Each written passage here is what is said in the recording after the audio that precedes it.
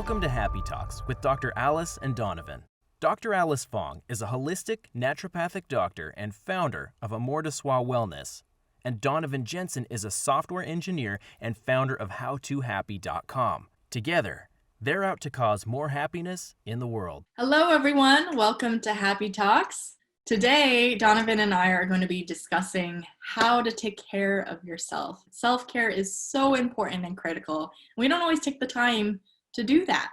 So I'm just curious, Donovan, what are your self-care routines, or what do you do to support your well-being? Yeah, so the first thing that I'm thinking of is that it's kind of been a process for me, right? In terms of figuring out which parts of my routine or which habits I can build into my life that actually help me take better care of myself and which ones don't. Mm-hmm. I know that's not quite what you asked, but there's like a list of things that hypothetically fall under self-care, but that don't actually make me feel better. So for example, like watching TV is one, for example. Like for some people that might be rejuvenating or whatever else. But for me, I found out over time that that doesn't make me feel any better. That doesn't do anything for me. Mm-hmm. So for me, it's been like this kind of process of discovery and uncovering different pieces. Mm-hmm. The parts in my life right now that are really important for me and to make sure that I'm functioning well, first is exercise. Like if I miss exercise for more than, 2 days, there's like a 90% chance I'm going to have some sort of problem on the third day, likely with my mood. And that's just something like I found out over time. So exercise for sure is super important. Getting outside every day sounds a little bit silly, but it's pretty easy to just stay inside working most of the time. And when I say get outside, I don't mean drive to the store. I mean go on a walk or spend some quality time outdoors. That's another big important one. And another one that comes to top of mind is making sure that I'm investing in my relationships in some way. I get quite a bit out of some amount of socialization. I'm a bit on the introverted side, so I can also get overstimulated pretty easily. But if I'm not investing in my relationships in some way and developing them and having quality time with others, then that's a negative if I don't do that. Those are the first couple things that I can think of. I'd be curious what you got on your end. Yeah, for me, this has been kind of a journey in discovering for myself and what I need. And I kind of similarly, I don't know if TV rejuvenates me, but at the same time, if I'm really exhausted, it's kind of just a way to kind of let my brain decompress after a long day occasionally. But for me, I think the most critical thing is sleep. And why that's important, because I feel like it determines how well I function in the day. And I know for myself, and even my Fitbit kind of gives me indicators. Generally, when I get at least 7+ hours of sleep, ideally 8 is the goal, but my sleep quality improves. I actually do pretty well with my sleep number. I typically get in the 80s, occasionally 90s, whereas my partner gets in the 70s oftentimes. But I know if I can get to that certain number of sleep hours, then I just function infinitely better. I feel better mood-wise, energy, and more clear and focused instead of dragging through the day. And that was kind of a big lesson for me that I had to learn in medical school, where I remember my second quarter of my first year of school where we had 9 finals. It was pretty intense and insane. And I was just cramming insanely and getting 4 hours of sleep every night, surviving off of Rockstar energy drinks. And I thought that's what I needed to do. It was just what I thought was necessary to get through these finals. But in reality, I didn't perform that great on those finals.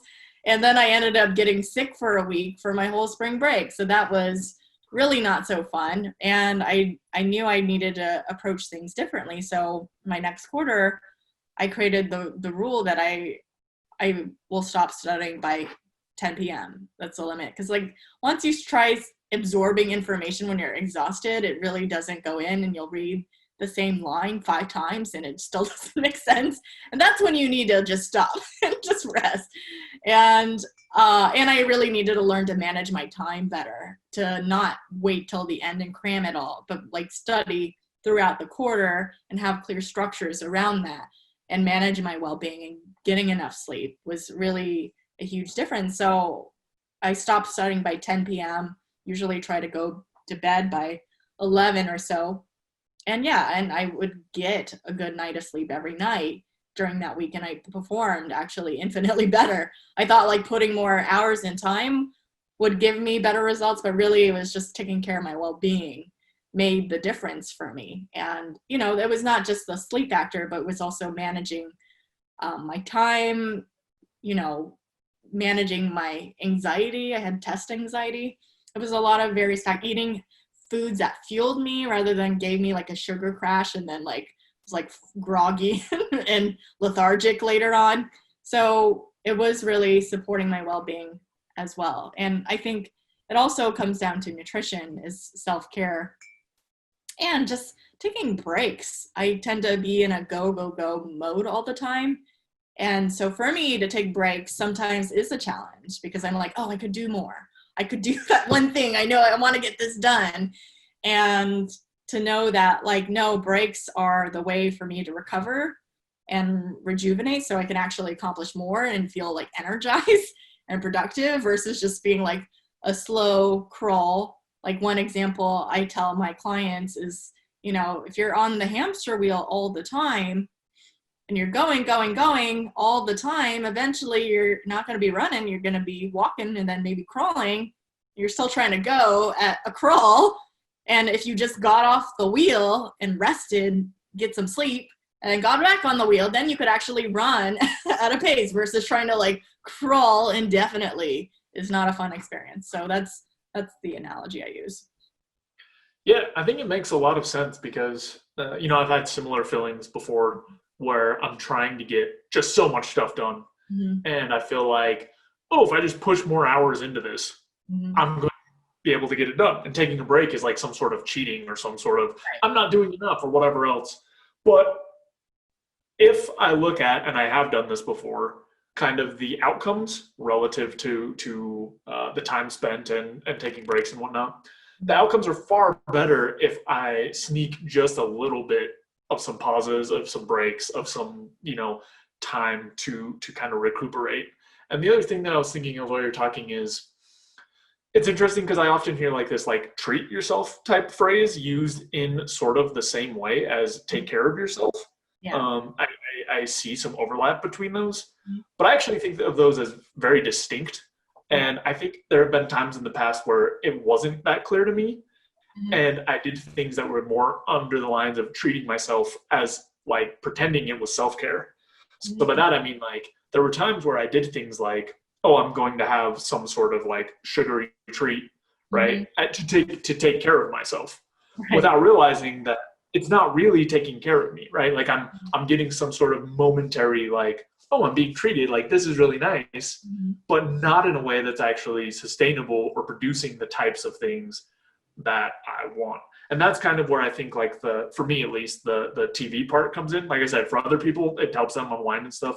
But for me, it feels like more of like a treat where like it doesn't really produce the things that I need, as opposed to taking care of myself, where like if it's eating or sleeping or relationships, and the more I talk about it, the more I'm like, wow, taking care of yourself is like actually a huge deal. Like it's actually a lot of work. It's actually like every single realm put together. Like every single thing is part of like taking care of yourself. But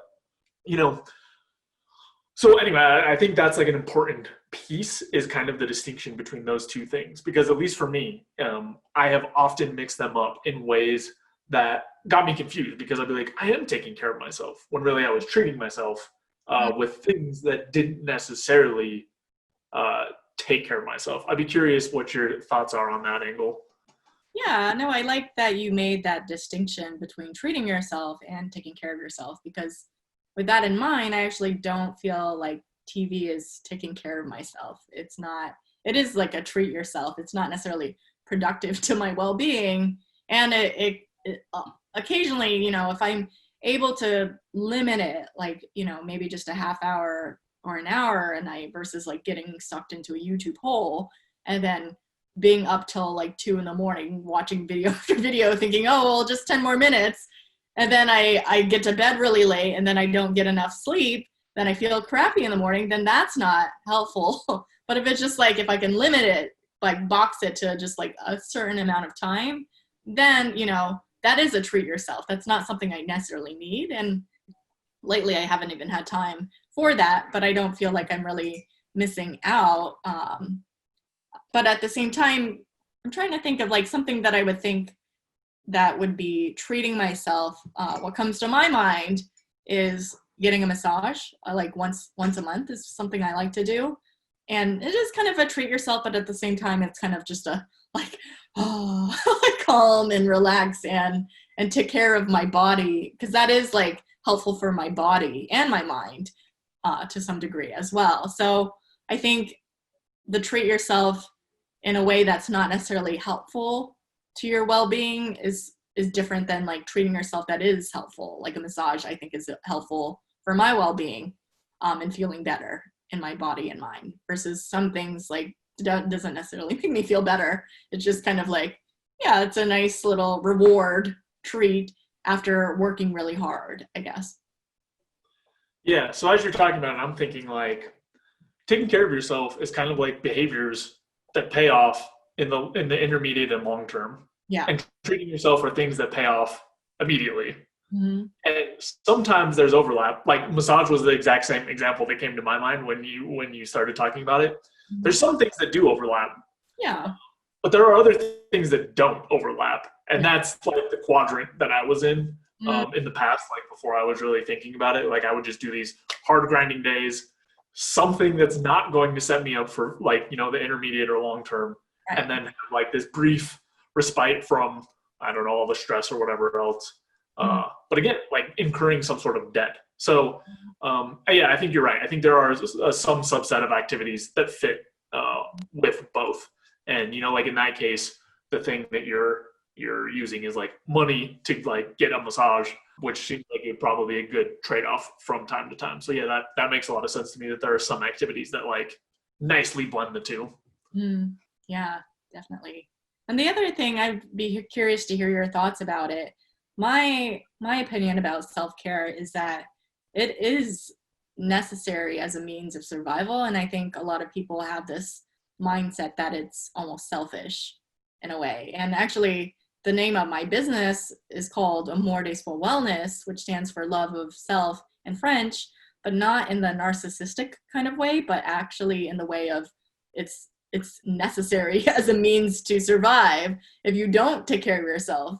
Because, I get we all have a lot of responsibilities. There's a lot of people counting on us. But if you're constantly like giving, going, you're depleted, then you really aren't able to contribute to those people like you would be if you actually took care of yourself. It's like that example of when you're on a plane and they tell you that you have to, like, if the plane's going down, you got to put your air mask on first and then you take care of your child. And it's like, our instinct is just to take care of the child first, but then, and then you're passed out and you don't even get to that because you're like passed out. You didn't get into oxygen to yourself. So it is a matter of survival, is my opinion about that. So I'm curious what your thoughts about that.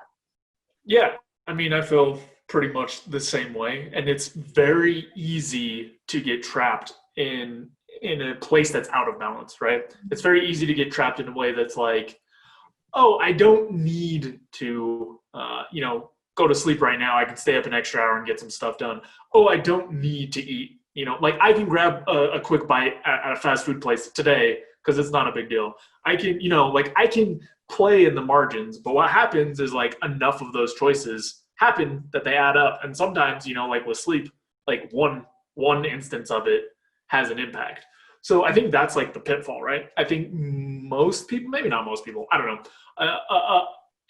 It seems to make sense, right? Like if you're in a good place, then you can do more good things. Mm-hmm. As you get more like beat down and deteriorated, your thinking gets cloudy, your energy goes down, your ability to just do things evaporates. Right. So I don't think it's like as much of like I just don't think I need to take care of myself, but it gets weighed out as like, oh, I could just do a little more until it gets to the point where it's like, actually all these choices are going to catch up to you. All of these things are here now. So that's been at least my experience, or like what I've seen is just like people don't prioritize self-care, and I've done it in the past where I don't prioritize it because I think like you were saying with the all night studying stuff, right? Like, oh, I can cut corners on this for just like this week. Then I'll get everything back to normal and we'll be good and ready. But it just doesn't really work out like that. Like, especially for some of the choices come back like immediately, within a couple hours. Like sleeping is the perfect example. Like, as soon as you don't sleep, then you're already facing the consequences. So I think it's mostly about being more mindful of like, what are the trade-offs? Like, what am I actually putting on the line? And it can kind of be hard too, because sometimes you do get rewards. You do get some kind of like positive feedback for pushing through a little bit, right? Like, had you studied all night and done really well, you're like, okay, well, like that's the thing I need to do. Right. And I think it gets hard because you don't necessarily have the counterfactual of like, okay, let me run this A/B test of like, this is perfect night's sleep test. This is cram night test. Yeah. So you kind of have to a little bit like understand or infer that these self-care behaviors are going to produce better outcomes, because you may not have had enough like parallel experiences to say like, oh wow, this one is always better, because like life is changing and things are different and whatever else. So that's been one thing that's important for me, at least, because in the past I had thought like, I can cut corners here, I can cut corners there. It doesn't really have that much of an impact. And then when I would do the right behaviors, I'd be like, see, it's basically the same, but like I lost an hour or two. However, I actually spent some time like very carefully like documenting out some stuff. And it was most clear around my workouts. But once I actually had like hard numbers and like really clear metrics, I was able to see like, wow, actually these behaviors determine outcomes a lot more than I thought. Like it felt kind of the same. I felt like, oh, I mostly do my best. I mostly do, whatever, but you can't really tell like how foggy your brain is, how tired your muscles already are. Like it's really hard to tell without getting some metrics. So yeah. And unless like people want to actually sit down and list everything out, you kind of just have to like believe or like infer that these behaviors are going to produce better outcomes. Yeah, no, I think looking at the metrics is important because that determines if you're going to continue to do those actions again or not. And actually, the fact that when you were talking about that, I actually was able to get away with, pulling all-nighters and doing fine in undergrad. I could get away with that, where I did like pull all-nighters and I could get like a decent grade out of that. And I remember in undergrad, I'm sorry, professors, this is like over a decade ago, but I did like, I would write like a 5-page paper in one night and get a B and be fine. And I was like, oh, well, it works. And apparently then getting to med school was a different experience, because it's like, you could not get away with that kind of shit in med school, because there's like so much information, there's so much knowledge, there's so much, like, you cannot just cram it all in one night and be fine. And that was like the hard lesson that I had to learn was, okay, this way of how I was being in school and undergrad worked fine then, but it's not working now. So I need to find a different approach. And I don't know if it could be just like the older I got, my body's less resilient to these all-nighters. It just is like, my body's like, nope, you're tired. Nope, you can't do anything else. So just don't even try. And yeah, maybe that shifts as we age, but that is, I had positive reinforcement when I was an undergrad to continue those behaviors. And it was until I was performing poorly that got me to think, okay, maybe this isn't the best approach to take things on this way. Yeah, and it's hard too, right? Because you don't have the other examples. Like only examples you had were like, okay, I did this behavior that wasn't really taking care of myself, and it worked out. Yeah. But like, there's a good amount of research on sleep and whatnot that almost definitely you would have done better in those instances if you had been on like this more structured sleep schedule and whatnot. Yeah. Mm-hmm. So I guess that's the main thrust of what I was driving at is like, you may not have seen it firsthand. You may not have seen exactly how these behaviors play out, but there's a lot of research, a lot of studies on just like all this self-care stuff, all these different realms that if you have them tightened up, you're going to perform better across a number of categories. Mm-hmm. Definitely. Yeah. And I think it's routines also make a really big difference for me in my self-care, and knowing that, okay, every day I'm doing this activity. I exercise at the same time every day, and that helps. And it's like, I stop work at a certain time. I don't go past it. And, you know, I go to bed at a certain time, and I don't, you know, I obviously don't always follow it as strictly as I could and would like to, but I know when I am stricter with my routine, it does allow me to have more of that balance. Especially mapping everything out in my calendar, I think, is another way of self-care, in that instead of having that sense of, I never have time, I don't have time for that, I don't have time for that. That would be a constant story that would come up for me, because I'm always one to be super busy all the time. It's like, I don't have time for exercising even 10 minutes a day or meditating. I don't have time for that, was my excuse. But when I actually took the time to do those things, I could accomplish way more when I took that time and made it a part of my routine, instead of just kind of figuring out, what should I be doing now? And when you put your whole life into your calendar, not just your work commitments, but your whole life, like your well-being. I have like a well-being calendar. I have a perfect health calendar. I have a ridiculous amount of calendars that support all aspects and all areas of my life. So I know that there's a good balance. And so I'm not like, I just look at my calendar and what I need to be doing. If it's self-care, then that's what I'm doing, rather than just being like, oh, well, you know, not knowing, oh, it feels like I have free time, so I'll just watch some TV, versus when I really should have been doing something more productive to my well-being and my health in that time, versus just kind of blowing that free time off with some YouTube black holes. Yeah, I think you mentioned something really important, which is kind of like the habits and the routines, or just, you know, generally making time for some of this stuff. Because I do think occasionally, especially myself, get in this mindset of like, okay, I'm gonna grind hard, and then, you know, do these things that I'm not really supposed to be doing, and then I'll take some time off and do the self-care, and then I go back to grinding hard. But that's not how it works. Like, that's not at all how it works. Like, you can't eat fast food every day for 2 years and then spend a week on a juice cleanse. Like, that's not the way that works, and it's not sustainable. Mm-hmm. And I do think that sometimes, like, that's the mindset that comes up, at least for me. It's just like, I will get all this debt and then I'll pay it back. And it doesn't work that way. Like, these behaviors are things that need to be built in to a regular schedule. They need to be built in. Now, depending on what the thing is, you know, it doesn't necessarily have to be every day. But like you were saying with massage, like once a month, like, great. Like, that's a great timetable to put it on. That's a great thing to like block out and have time for. Mm-hmm. And then the same way for like a lot of these other behaviors, just kind of having like some rules or guidelines around what it is that you actually want to do. Mm-hmm. Like you were saying, with kind of having your time blocked out and being like, if I'm going to watch TV, I want it to be scheduled, like know when I'm going to do it. In the same way, like when I am going to eat out, I want to know how often that's going to happen, as opposed to making the decision every day to be like, oh, how do I feel right now? Because if I make decisions in the moment based on how I feel, most of the time I want pizza. Like, there's not going to be very many times where I don't want that.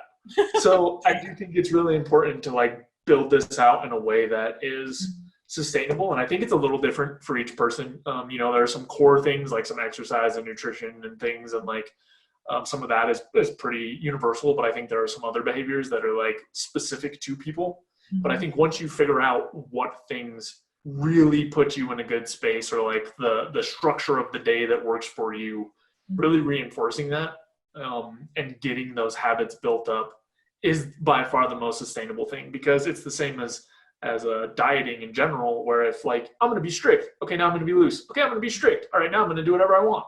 Like, you don't get the outcomes you want. What you get is this, like, I lost some weight, I gained some weight, I lost some weight, I gained some weight. In the same way, it's like, I have energy today, I have nothing today, I have some energy. Like, it's just not a sustainable set of practices to kind of just continuously make these decisions in the moment. And it might take some time to kind of like, oh, I'm going to try doing this. Okay, when I do this, I have absolutely no energy for the whole day, like some time to kind of work out what works.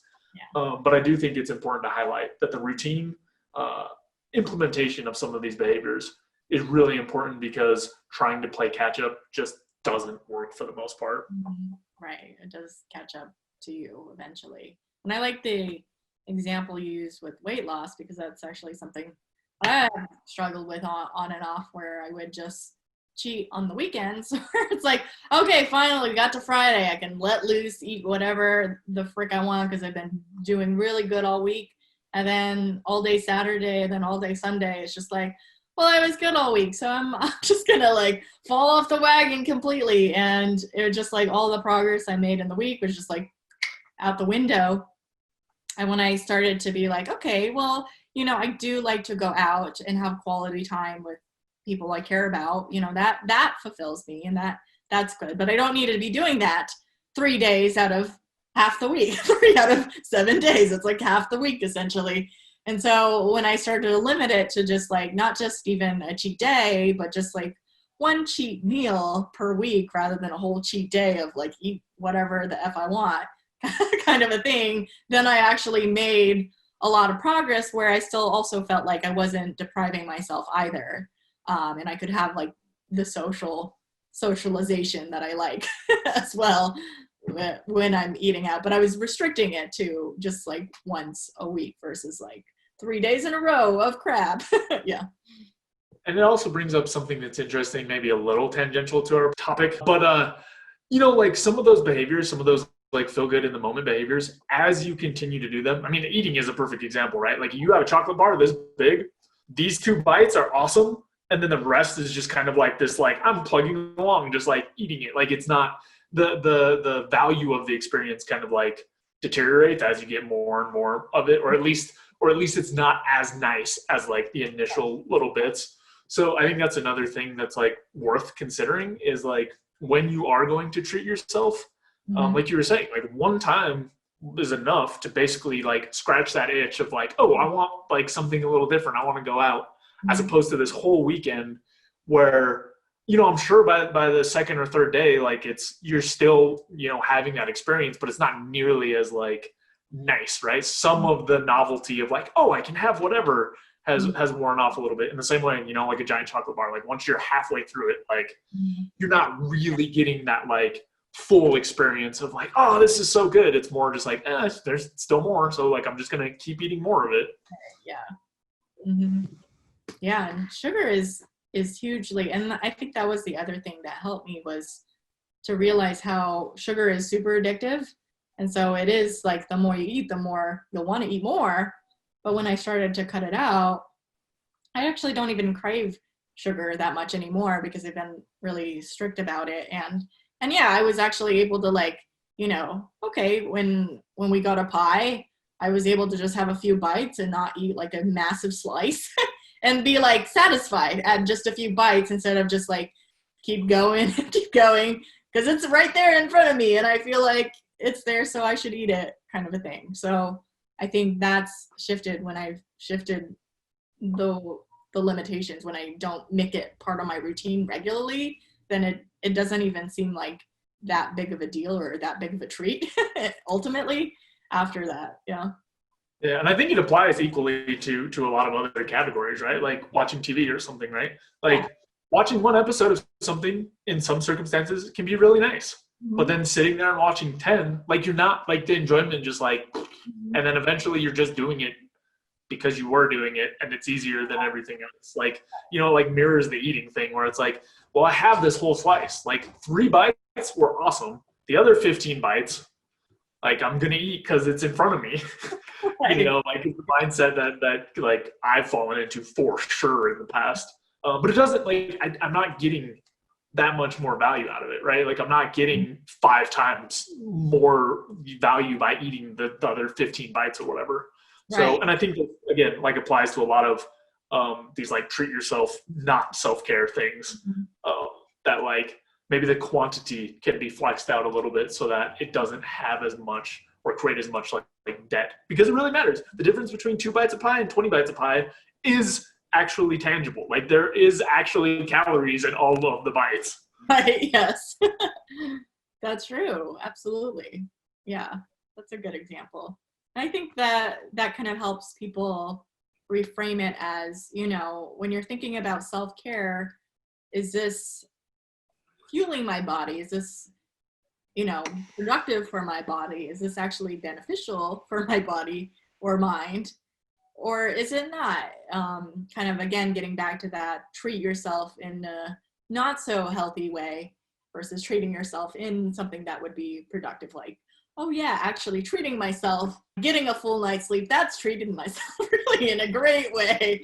That is like, oh yeah, that sounds amazing. Nowadays, yeah, that's what I'd rather have than, a bowl full of ice cream, honestly.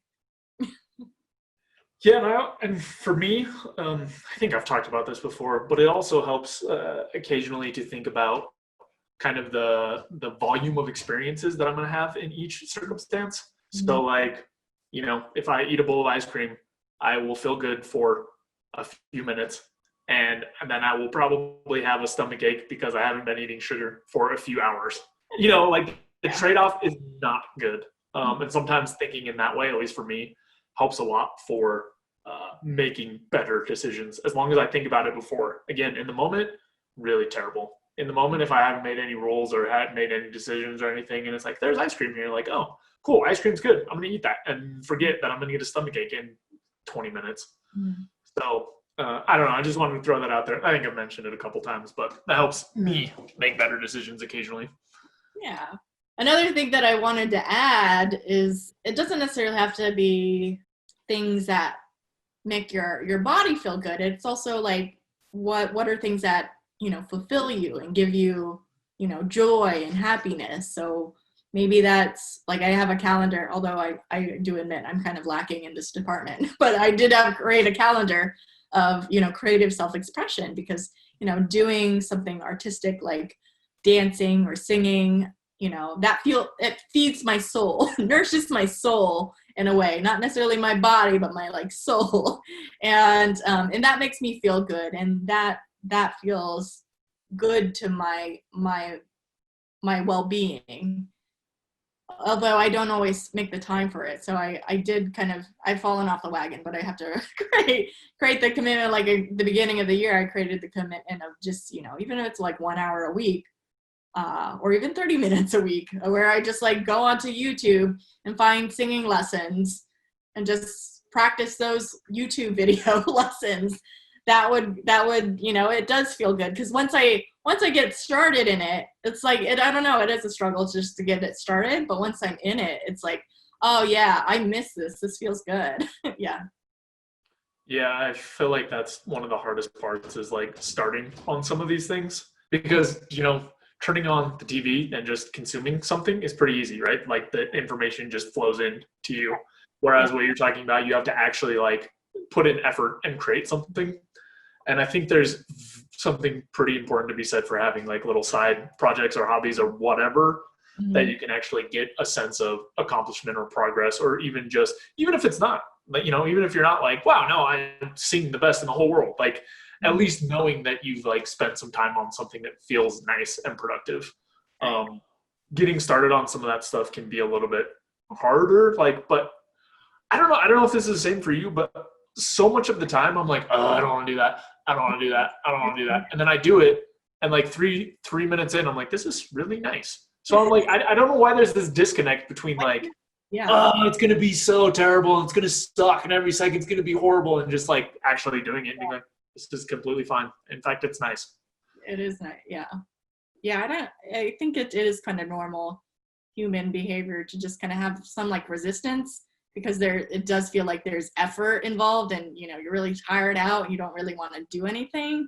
And yeah, TV is the easier thing to do. But when you actually get into whatever hobby or thing that fulfills you, it does feel good. And I think it gives you that sense of like, wow, I did something productive, but it wasn't necessarily work related or anything else. It was just for me. I'm doing something for me. Like watching TV, I'm like, is that really for me? But like doing something that I love and that I'm passionate about, that is for me and me alone. Yeah, it's, I mean, I guess even in the realm of like effort versus non-effort, as we're talking about it, I think in terms of like, if I watch a show versus listen to a podcast on a topic that I'm interested in, even that is more meaningful to me. Even that is like, it's the same amount of effort, right? It's the same amount of just like throw something on. Yeah. But it's just about like what impact it has on me or what value it provides for me. And like I said, I've said it a couple times. Like I do think watching TV for some people helps them unwind, and it's nice and can be like a thing that they find value in. Yeah. But it's all about just like what your relationship is with whatever the thing is and kind of the quantity, right? Because again, sure, it might help you unwind, but do you really need to watch 5 hours a day? You know? Mm-hmm. So I think that's an important distinction too, is just like your relationship with whatever the thing is. Because like if I was a big like film buff, right? Like watching a movie every day might be something really awesome for me. Like might be like, oh cool, this technique, and like, oh, this is the way they you know unwound the plot, and this is like this piece and this piece. So I don't want to poo-poo like one specific thing too much. Mostly just highlight like the relationship with the thing matters a lot and how it's impacting your life. Mm-hmm.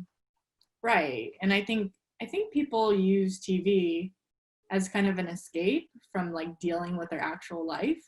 Yeah. And it's funny that you just said 5 hours a day is actually what the average American watches TV. And I'm like, how does anyone do that? 5 hours every day times 7 days a week? That's 35 hours. That's like a full-time job right there. And I'm just like, I could like, if I had a second job, oh my God, what would I be able to accomplish if that was like a job, like, or a side gig or a side business? Wow, I could learn so many languages.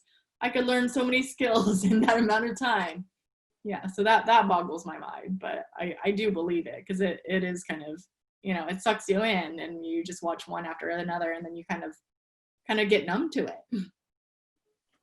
Yep. And I have had kind of the same experience with video games. That's my vice that calls to me.